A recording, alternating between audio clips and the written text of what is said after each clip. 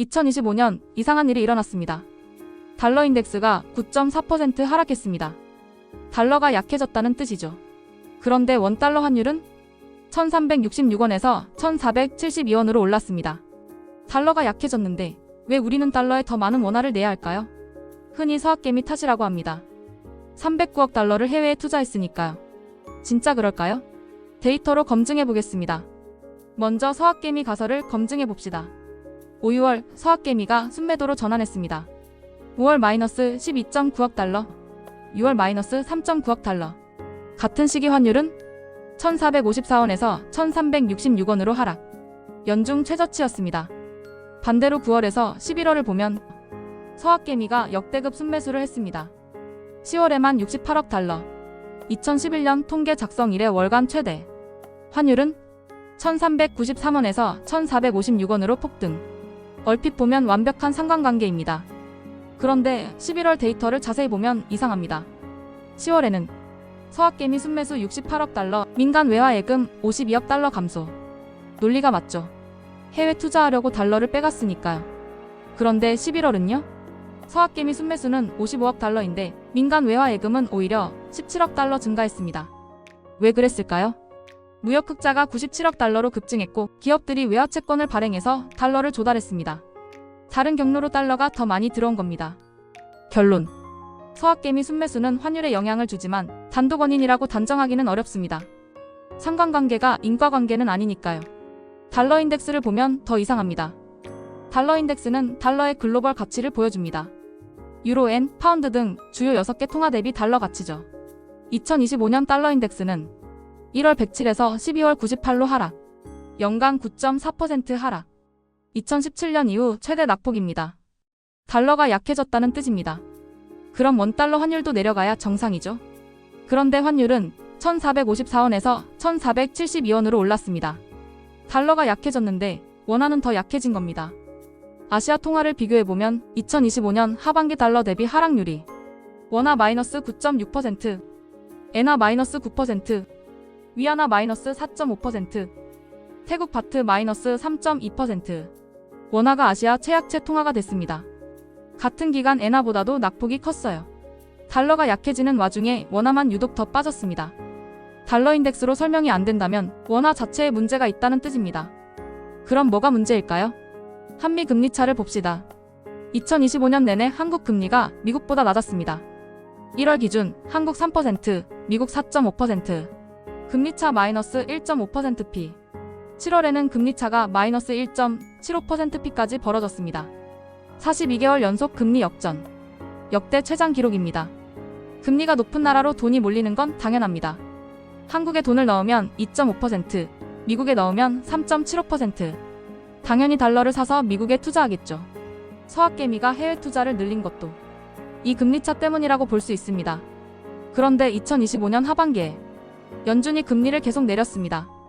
9월, 10월, 12월 연속이나 금리차는 마이너스 1.75%p에서 마이너스 1.25%p로 축소됐어요.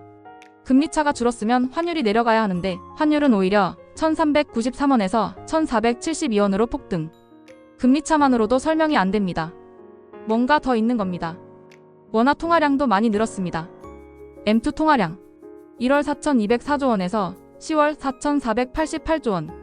10개월 만에 284조 원 증가. 전년 대비 증가율도 8.7%. 같은 기간 미국 M2는 4.5% 증가에 그쳤습니다. 원화가 더 많이 풀렸다. 그럼 원화 가치가 떨어지는 게 당연하죠. 그런데 한국은행은 반박합니다. 이창용 총재가 말했습니다. ETF를 제외하면 통화량 증가율은 5.5% 정도. 실제로 2026년부터 ETF를 통계에서 빼기로 했습니다. 그러면 10월 M2 증가율은 8.7%에서 5.2%로 낮아져요. 하는 주장은 이렇습니다. 2020년 3월부터 보면 한미 M2 누적 증가율은 한국 49.8%, 미국 43.7%로 비슷하다. 통화량만으로 환율 상승을 설명하기는 논쟁의 여지가 있습니다. 여기서 또 하나의 역설. 외환 보유액을 보세요. 5월 4,046억 달러. 5년 만에 최저. 11월 4,307억 달러. 3년 3개월 만에 최고. 261억 달러가 늘었는데 환율은 65원 올랐습니다. 외환 보유액은 한국은행 금고. 환율은 민간 시장에서 결정됩니다. 정부가 달러를 쌓는 동안 민간에서 더 빠르게 달러를 내보낸 겁니다. 누가? 기획재정부에 따르면 개인 투자자 비중은 약 30%, 나머지 70%는 기관과 연기금입니다. 서학개미보다 기관이 더 많이 내보냈어요. 경제학 원론으로 돌아가 봅시다. 환율은 어떻게 결정될까요? 첫째, 이자율 평가설. 금리가 높은 나라로 자본이 이동합니다. 한국 2.5%, 미국 3.75%. 42개월째 역전. 당연히 달러로 갈아타서 미국에 투자하겠죠. 이건 서학개미만의 문제가 아닙니다. 경제 원리입니다. 둘째, 국제수지설. 경상수지 흑자면 통화가 강해져야 합니다. 한국은 1월부터 10월까지 896억 달러 경상수지 흑자. 역대 최대 규모입니다. 그런데 환율이 올랐죠. 왜? 금융 계정을 봐야 합니다. 여기서 용어를 정리하고 갈게요. 서학개미 순매수는 개인 투자자의 해외 주식 거래입니다. 10월 68억 달러. 산 금액에서 판 금액을 뺀 거죠. 그런데 한국은행 국제수지에는 내국인 해외 증권 투자라는 항목이 있습니다. 이건 개인, 기관, 연기금 전부 포함하고 주식뿐 아니라 채권까지 포함한 총액이에요. 10월 173억 달러입니다. 기획재정부에 따르면 이 중 개인 비중은 약 30%, 나머지 70%가 기관입니다. 서학개미만 봐서는 안 되는 이유죠. 자, 이제 순유출을 계산해 봅시다. 내국인 해외 투자 173억 달러에서 외국인 국내 투자 52억 달러를 빼면 순유출이 121억 달러입니다.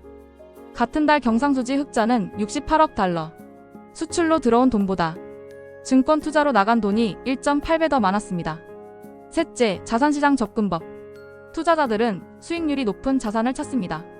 미국 주식 수익률, 미국 채권 금리, 달러 강세까지. 합리적인 투자자라면 해외 자산 비중을 늘리는 게 당연합니다. 넷째, 통화량 이론. 통화 공급이 늘면 통화 가치는 떨어집니다. 한국 M2가 미국보다 빠르게 증가했다면 상대적으로 원화 가치가 하락하는 건 자연스럽습니다. 다시 처음 질문으로 돌아갑시다. 서학개미가 환율 올린 범인일까요? 경제학 원론의 답은 이렇습니다. 서학개미는 범인이 아닙니다. 첫째, 서학개미는 해외 투자의 약 30%에 불과합니다. 70%는 국민연금과 기관 투자자입니다. 서학개미만 탓하는 건 공평하지 않죠. 둘째, 서학개미는 경제 원리에 따라 행동한 것뿐입니다. 환율은 결국 수요와 공급으로 결정됩니다. 달러 수요는 해외 투자 더하기 수입 더하기 해외여행. 달러 공급은 수출 대금 더하기 외국인 투자. 2025년 한국은 수출로 달러를 벌어왔지만 금리차 때문에 그 달러가 다시 해외로 나갔습니다. 이건 서학개미의 탐욕이 아니라 이자율 평가설이 작동한 겁니다. 근본 원인을 따져봅시다. 왜 서학개미가 해외 투자를 늘렸을까요? 한국 금리가 낮으니까. 한국 주식 수익률이 낮으니까. 달러가 계속 오르니까. 왜 달러가 계속 올랐을까요? 해외 투자가 늘어서. 이건 악순환입니다. 하지만 서학개미 탓이 아니라 금리 역전 상황에서 발생하는 구조적 현상입니다. 경제학에서는 이걸 자본 유출 압력이라고 부릅니다. 결론. 서학개미는 환율 상승의 원인이 아니라 결과입니다. 진짜 원인은 하나, 42개월간 지속된 한미 금리 역전. 둘, 상대적으로 빠른 원화 통화량 증가. 셋, 한국 자산 대비 미국 자산의 높은 기대 수익률. 이 세 가지가 합리적 투자자들을 해외 자산으로 이동하게 만든 겁니다. 서학개미를 욕할 게 아니라 왜 한국 자산이 매력적이지 않은지를 물어야 합니다. 오늘 영상을 정리하면 첫째, 서학개미 순매수와 환율은 상관관계가 있다. 하지만 상관관계는 인과관계가 아니다. 둘째, 해외 투자에서 서학개미는 약 30%, 기관은 약 70%다. 서학개미만 탓하는 건 숫자로도 맞지 않다. 셋째, 경제학 원론으로 보면 이자율 평가설, 국제수지설, 자산시장 접근법 모두 해외 자본 유출을 예측한다. 서학개미는 범인이 아니라 증상이다. 넷째, 진짜 원인은 금리 역전과 한국 자산의 낮은 매력도다. 환율을 잡으려면 서학개미를 막을 게 아니라 한국 자산의 경쟁력을 높여야 합니다. 여러분은 어떻게 생각하시나요? 댓글로 의견 남겨주세요. 도움이 되셨다면 좋아요, 구독 부탁드립니다.